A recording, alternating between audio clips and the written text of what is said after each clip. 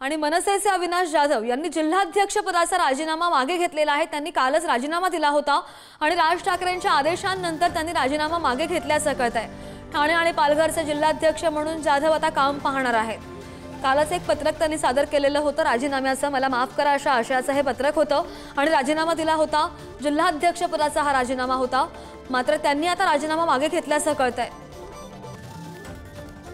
ठाणे आणि पालघर जिल्ह्याचा जिल्हाध्यक्षपदाचा राजीनामा दिला होता आणि तो देण्याच्या मागचं माझं उद्देश असं होतं की ठाण्यात मनसे ठाणे पालघरमध्ये एकही आम्ही जागा निवडून आणली नव्हती आणि त्याची नैतिक जबाबदारी माझी आहे, तो म्हणून मी तो राजीनामा दिला होता।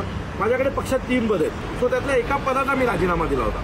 परंतु आज सकाळी मला सन्माननीय राजसाहेबांनी बोलवलं होतं आणि सन्माननीय साहेबांनी मला पुन्हा आदेश दिलेला आहे की ठाणे आणि पालघर या दोन्ही जिल्ह्याची जबाबदारी तुझी आहे। मला अनेक लोक फोन करतात आणि सांगतात की आमच्याकडे त्या वेळेला माझं एक वाक्य असतं की माझ्या रक्तात राज ठाकरे, सो माझ्या रक्तात राज ठाकरे, त्यामुळे कुठल्या जिल्हाध्यक्षपद गेल्याने माझी साहेबांवरची निष्ठा कमी होणार नव्हती।